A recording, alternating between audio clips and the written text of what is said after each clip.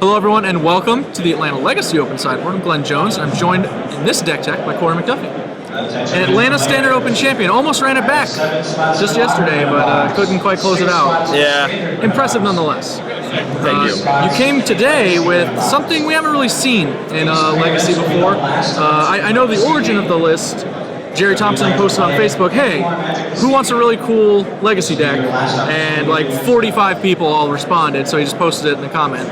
And I saw the first iteration of this deck. I know you guys have made some changes since, but it's got basically everything you could want in a Legacy deck, right, Korey? It is true. It is true. There's a lot of stuff going on in this deck. It's pretty much like 3 combos jammed into one. And Jerry didn't, he says himself, he didn't invent this deck, but somebody had just sent him this deck. It's like, hey, I think this Legacy deck's sweet. And Jerry's like, this Legacy deck is sweet. And he just kind of tuned it. And I'm going to show you what I'm playing in Legacy. I'm 4-2 right now, so I'm dead. But I feel like most of my losses were just like the deck kind of, I mulliganed and like missed some land drops. Like my opponent curved out really well a couple of those other games. But I feel like this kind of strategy is definitely very viable in Legacy, and I just wanted to show you guys. Pretty much, I feel like the deck mostly just gets a lot of card advantage. It's hard for, like, you can aggressively mulligan because all your cards pretty much work really well with each other. As you can see down here, there's, intuition for tons of these packages and combos, but the main thing is Young Pyromancer, Cabal Therapy is just absurd. Like, if you ever get to curve out with like Pyromancer and then obviously probe them, your Cabal Therapy is just gonna pick their hand apart. Like, you get a token every time you cast a Cabal Therapy, whether you flash it back, and the token just replaces itself when you flash it back. And if you have 2 Young Pyromancers, it just...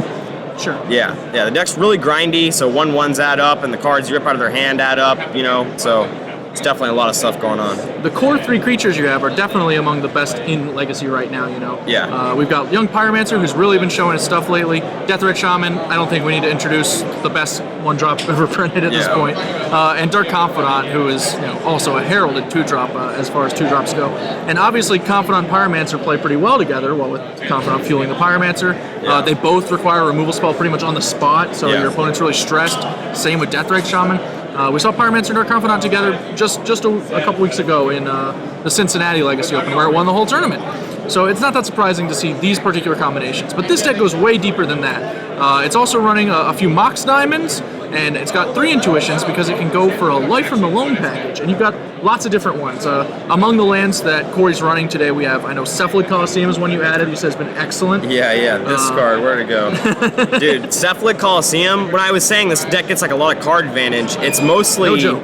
Yeah, like pretty much you just grind them out. Like if you get like some kind of package with, pretty much these are the obvious ones. Like if you get... Grove, Punishing Fire. Like I got this against Merfolk earlier. I like turn 2 Mox Diamond, Intuition, got this package, and it really helped out. This is another obvious package. If you guys aren't aware, this is a good combo. Those 2 cards go well together.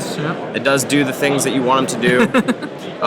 Even, if you guys, like, pretty much my experience from the deck is, like, it's really, really grindy, and whenever you can just barely push ahead, it's like, the 1/1s from Pyromancer is, like, how I've been killing my opponent mostly. Like, I pretty much just pick their hand apart, and we're top decking, and my Life from the Loam and Wasteland. There's 1 Wasteland in the deck. And you eventually just, like, go through your whole deck. Your Coliseum makes your Life from the Loam lands become actual spells and cards. You can discard... I play 3 Punishing Fire. You can just discard them the Coliseum and get them back from the Grove. Yeah, it's just, like, so much card advantage this deck can get. And that's one thing I love about any Legacy deck is a deck that mulligans really well. The decks in Legacy, the reason why they're the best decks is because of how consistent they are. And this deck, while it's got some goofy, clunky cards, they all complement each other very well. There's 4 Brainstorm. There's like 3 Force of Will too, so like you can like Cabal Therapy their cards that are important then, and then they like play their last cards important, and if you force it, it's just a grindy game from there. And I think this deck definitely pulls ahead when it's like really grindy. It seems like a deck that grinds very well. It's interesting to me that it's a Jace deck that doesn't run the full amount because it has so many other ways to accrue card advantage, so many ways to go long against the opponent that are actually superior even to Jace activations, which is saying something in Legacy because it's hard to activate a Jace 3 times and lose. Jerry even told me last night that he thinks I should cut all the Jaces. I wouldn't find that unbelievable. Yeah.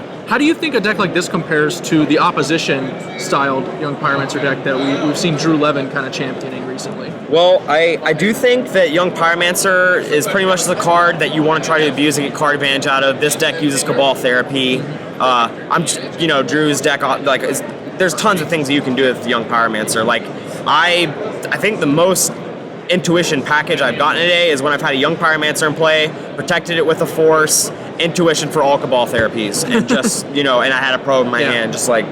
Always very fun. This is a great intuition deck. I'm actually most excited about that aspect of it. Drew's deck incorporates something similar with Quiet Speculation, but you're obviously going a completely different route. You're not abusing Lingering Souls, you're abusing Punishing Fire Life from the Loam. Yeah. Punishing Fire's redundancy with Young Pyromancer also seems pretty incredible. The recursion is generating a token every time. Yeah. That's basically a blast from the past, if anyone's familiar with the Cube/Type 4 All-Star. So I'm pretty excited by this deck. I think that it's obviously a first draft of what this strategy might become, but yeah, definitely. There's some exciting stuff. All of us were working on it this morning. It's been kind of fun, honestly. It's a lot of, like, this deck isn't much different from most of the other Legacy decks. Like, you're still playing the staple creatures just together, these cards, it's how Shardless Bug wins, like these single-handedly, and you just get your extra value out of your discard spells. You just need a 2-drop to go unanswered. That's like the Legacy formula. Yeah, definitely. And when you have Force and Cabal Therapy and Probe, you can appropriately play your guys, and